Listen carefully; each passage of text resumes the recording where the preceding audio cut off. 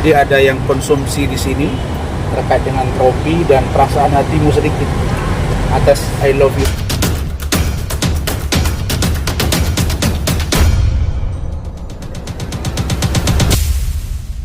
Fadel Badjideh, didampingi kuasa hukumnya, Rasman Arif Nasution, mendatangi Polres Metro Jakarta Selatan pada Jumat siang, 13 Desember 2024. Fadel Badjideh hadir untuk mendampingi sekaligus mengikuti pemeriksaan dua saksi meringankan yang diajukannya.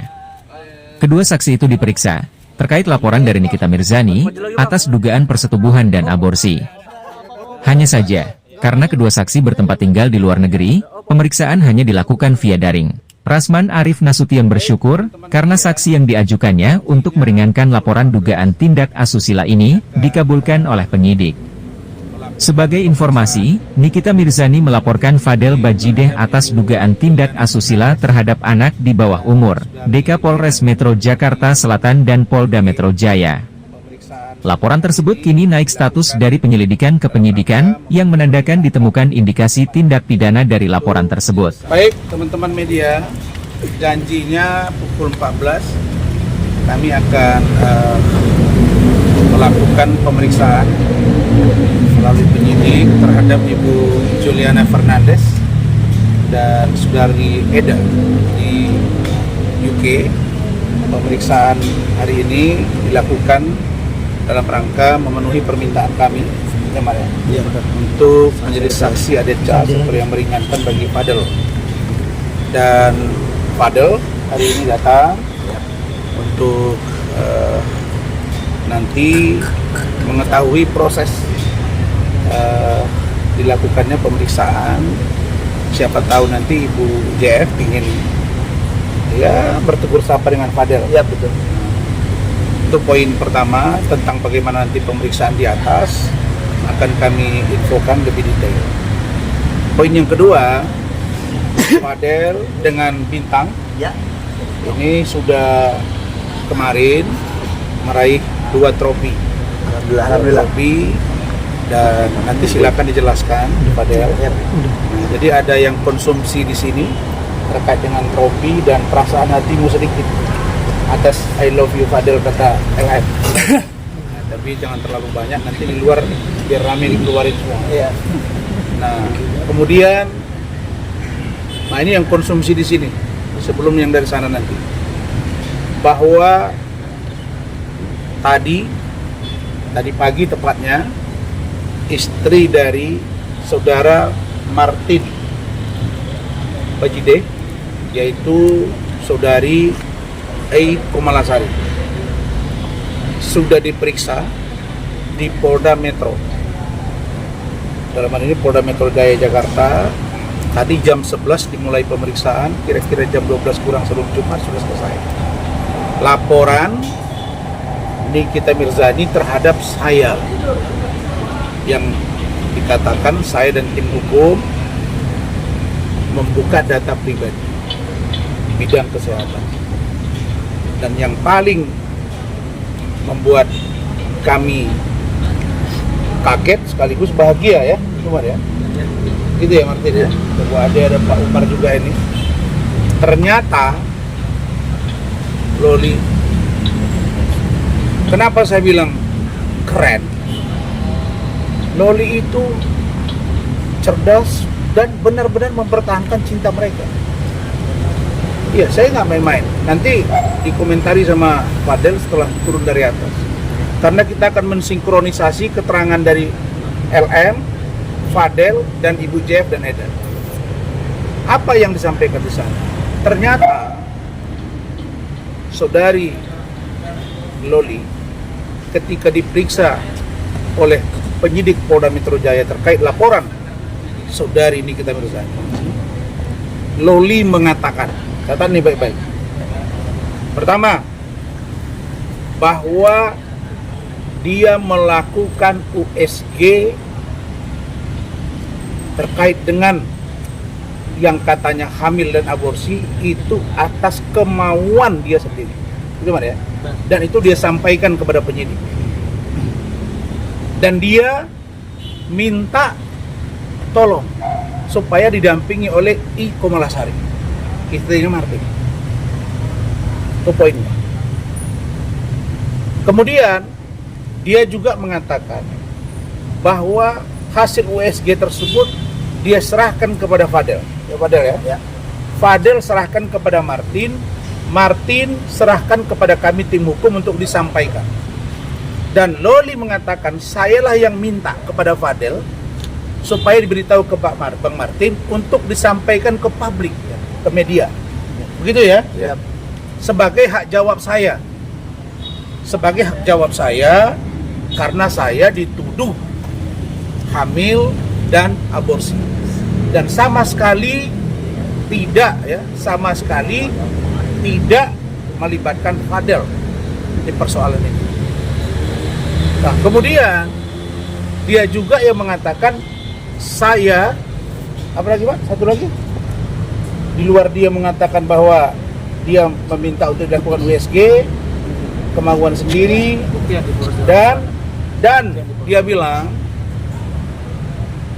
sebenarnya saya yang ingin preskon dan melaporkan NM, ibu saya. Tapi keduluan saya dijemput paksa. Jadi keterangan ini bagi kami sudah cukup konkret bahwa kasus yang di sana harus dihentikan. Sinkronisasi dengan ini dan sana penting. Kalau sudah keterangan begitu di sana, sini jangan coba main-main. Jadi kalau ada bahasa NM yang mengatakan bahwa oh iya kan tidak mesti ada pengakuan. Nah Rahmat ngomong ke saya, ya kalau nggak ada pengakuan pertanyaannya korbannya siapa? Siapa korbannya? Nah, cukup sampai di situ. Nanti kami akan buka dan apa yang disampaikan oleh Ibu JF nanti dan Eda akan terang-benderang akan kami sampaikan di sini. Semuanya kita sampaikan secara runut. Silakan Fadel. Ya. Komentari yang tadi, yang kamu juara di sana dengan bintang, terus kata-kata I love you. Ya.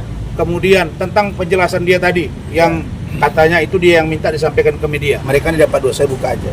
1, berhasil memperbaiki kepribadian Loli. Ini kan ibadah Pak ya, Pak Umar ya. Yang kedua, karena Loli berubah dan serius dan dia cerita semuanya. Mereka ini prihatin sekaligus sayang. 2 poin ini, maka saya dan Rahmat akan jadi saksi nikah jika mereka nanti ternyata berlanjut. Dan kalau kasus ini dipaksakan dan seandainya ada tembok yang memisahkan mereka, mereka pasti akan tabrak tembok itu demi cinta mereka. Begitu. Silakan Mat, kasih konstruksi hukumnya. Biar jangan salah ya. Kita bicara konstruksi hukum ya.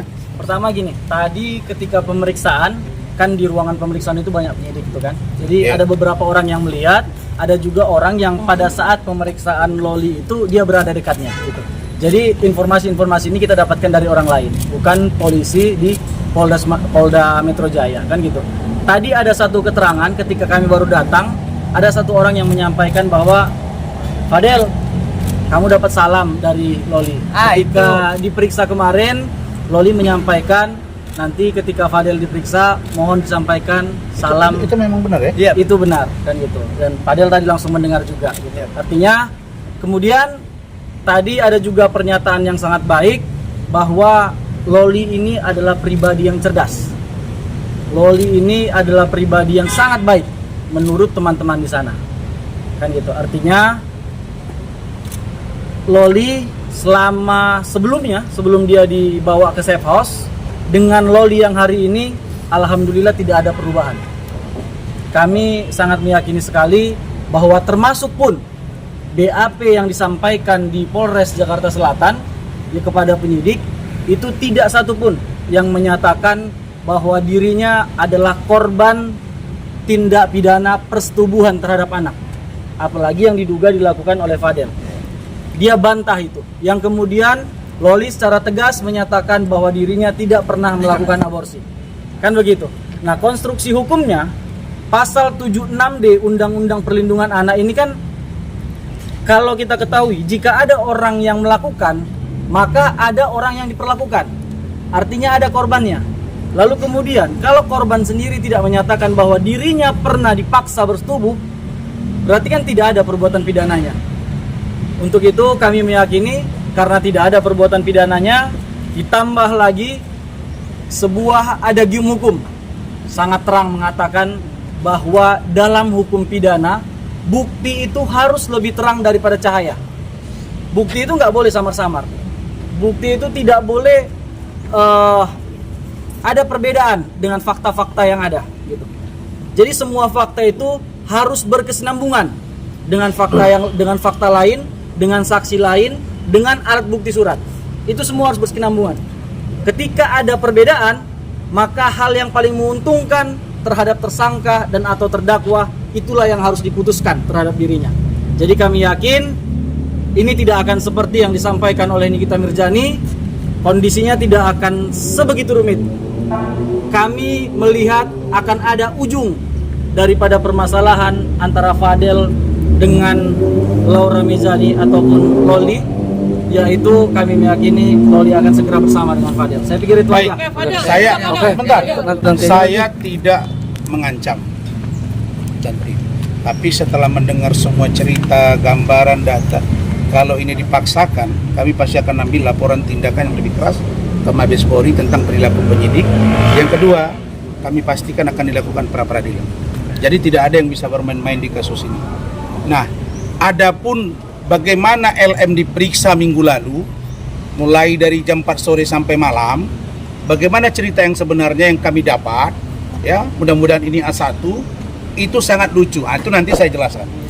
Saya jelaskan. Jadi yang digambarkan oleh si ini ngomong A, itu berbeda dengan fakta yang kami tahu.